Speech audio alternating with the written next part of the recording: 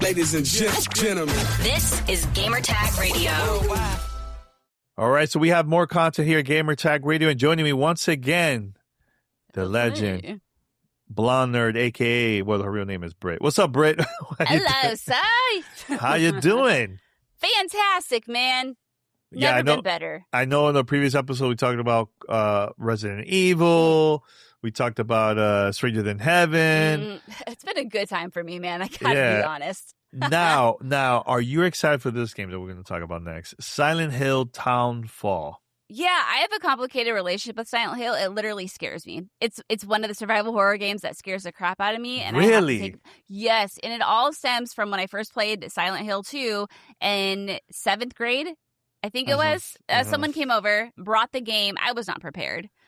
And the mannequins, the scuttling little creatures on the ground, the radio crackling, still freaks me out. But I am making my way through the remake right now, Silent Hill 2 remake. Oh, that's good. I'm trying to be a big girl about it, but it's difficult. There is a new Silent Hill, too, that is not a remake. It's a brand new story. They just came out, I think, like a year or two. That I think you should definitely check out. With the girl? Yeah. It's really good. Really good. Now, there is a new one. It's called Silent Hill Townfall. This one is a survivor horror game, of course, developed by Screenburn. So when I went to the presentation, it was no hands-on. It was just a theater, similar to like when we went to Resident Evil, like a theater like that, dark, and so on. Small room, of course. There was smoke, actually, when they were presenting. The smoke would come out. I was like, oh, I see what they're doing. They really want us to get into this. Yeah. So they did a presentation, and it's about this guy. His name is Simon Ordale. So he wakes up. He doesn't know where he's at. He's trying to figure out what's going on. But he's in Scotland, actually. So the only thing that he has is this CRTV handheld device. It basically will tell, like, you will hear somebody talking when you change the frequency. And when you get to see enemies around, you could use the CRTV so you could see where the enemy they're at. If they're like walking by, if they turned around, if they're like in this area, left side. So you use that. You will use that the whole time, right? So yes, there is like weapons for melee, pipes, and so on. But the key thing that you have to do is trying to escape so they don't capture you, they don't see you, right? Similar to what we game like Alien Isolation 2, something like that. Oh boy, okay. So something you're weak. like that. You're very, very weak. There's also puzzles. There's things to do. But the thing that I like about this, and I haven't seen this in previous Silent Hill games, is that this is a first-person view type game. So I'm excited. It looks really cool. I would like to learn more about it because this presentation was very short. It was like maybe 20 minutes or so. But it got me excited for what's next, Now, the only thing that I have to say that I'm a little bit worried. First of all, this game is only on Steam, and also on PlayStation 5, so it's not on Xbox. Okay. And it's coming out the same time as Control Resonant. Now, here's the complicated part. Okay. This is, of course, Konami, but also Annapurna is publishing both Control Resonant and Silent Hill Townfall. Very confusing. I don't know why they're releasing at the same time in the month of September where there's so many games coming out. Oh, man. People just need to move their games, please. Please. We're all going to die.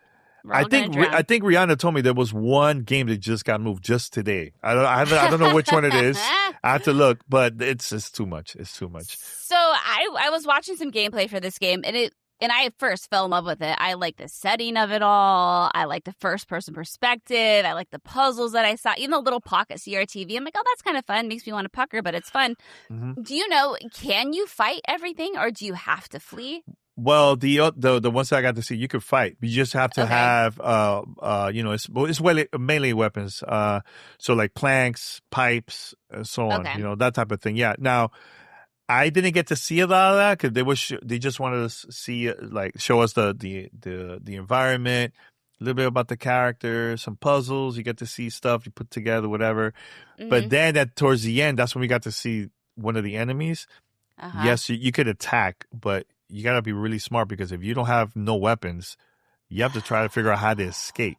Later, you're going to find weapons because remember, you wake up, you don't know what the hell's going on. You know where you're at. Just somehow in Scotland. Yeah, exactly. Out of all places. It was very foggy. But the scary thing about it, compared to the other Silent Hill games, is just playing in the first person. Oh, I can only imagine. It's a different vibe. God. Third person, it's cool, right? But it's like when you play a game like Resident Evil, the last one actually, you could switch first person to third person.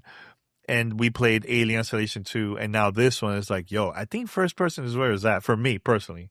Yeah, I mean, especially when a game is just littered with details. You want to be able to see all that stuff up close. It kind of hurts you because then you get more immersed and I get more scared. So do you know, is the game also just following this man's story, and then are you trying to unravel the story? Is it more... Okay, so... Okay, because remember, you don't know what's going on, and I want to know how this connects with the Silent Hill universe, So like, I don't know anything about it. It's just like, okay, learn about this character, learn about the area. Here's the things. It was very simple. It was more like an introduction. I think once they start getting closer to the release date, that's when we're going to get to hear more about the story and connections and so on. Like, that's the part that makes that I'm interested about, are those narrative puzzles. I like to figure out why somebody's there. Ideally, I wouldn't be stalked while I'm doing it, but... Yeah, it reminds me also like layers of feel, like that type of vibe, puzzles. Like it's not like really difficult puzzles, but it's it's something that like keep you a little busy here and there. Okay. Yeah, I'm excited for it. I will be brave, Danny. I will be brave. Are you interested in playing this? I am. Like I said, I think I just like the way it looks. I like the character. I like the idea that you don't know how he got in Scotland of all places. And you said Scotland. Scotland? I don't think that's a Scottish accent. I don't know how to do that. Yeah. But no, I am interested in it. I do. There is something kind of cozy about a horror game, as weird as that sounds, especially when you're trying to figure out why somebody got there, how they got there. I do like that idea of it, and the puzzles as well. But again, it's just like, well, how tense is it going to be? It's okay. I got this. I'll just put it on baby mode and I'll be fine. All right. Well, thank you, Brittney, for joining me on this impressions of Silent Hill Townfall. And shout out to Annapurna for inviting us to check out the game.